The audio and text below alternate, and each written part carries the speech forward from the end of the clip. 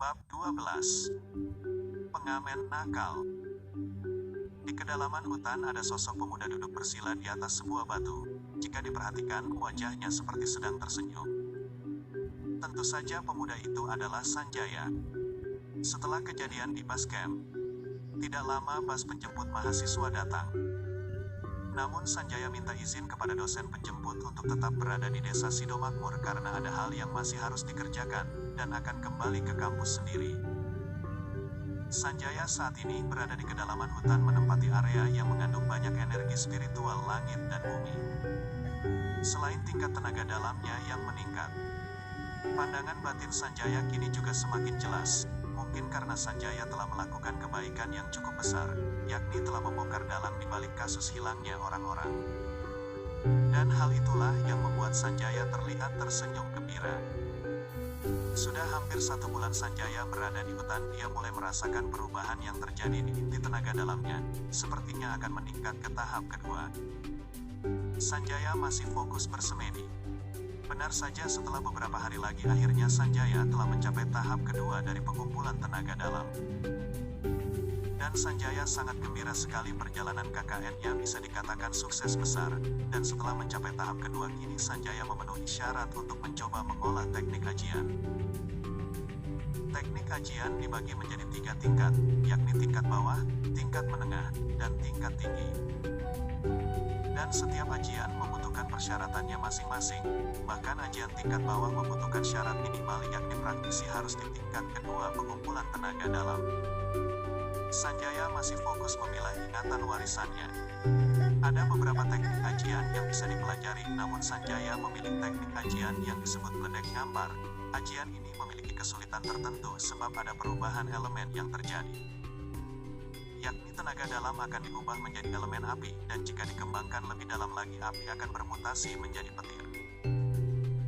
Jika itu dipelajari orang biasa mungkin seumur hidup tidak bisa menguasainya. Namun Sanjaya berbeda, dia memiliki warisan ingatan, jadi Sanjaya cukup yakin akan bisa menguasai ajian tersebut.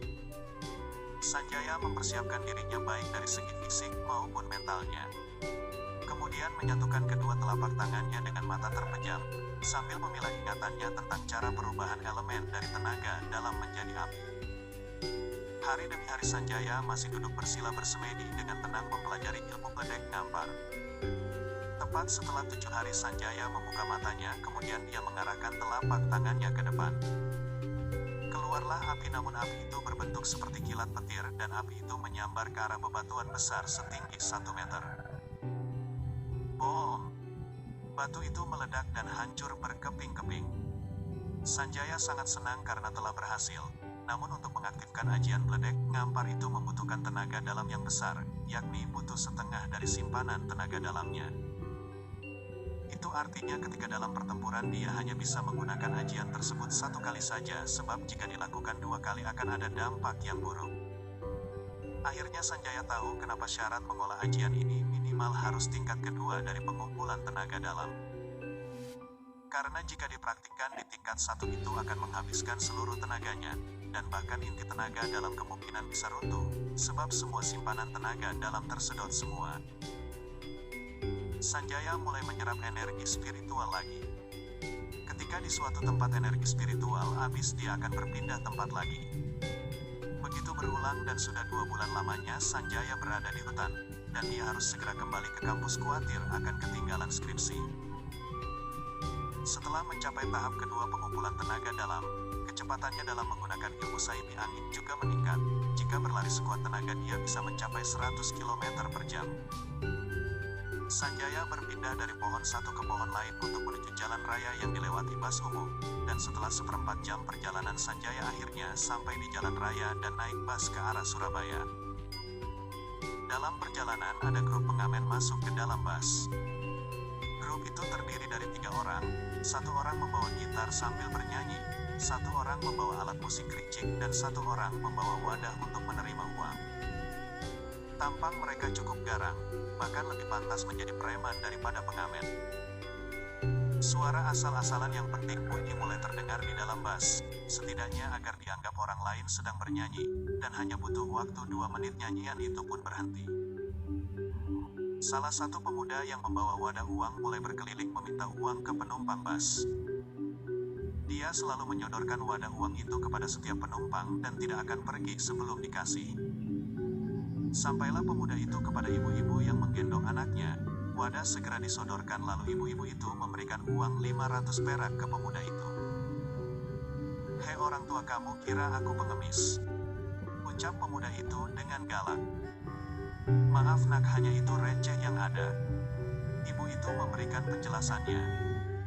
"Kalau receh gak ada, yang gak receh juga malah bagus," ucap pemuda itu penuh intimidasi. "Maaf nak, uang saya hanya cukup untuk ongkos perjalanan."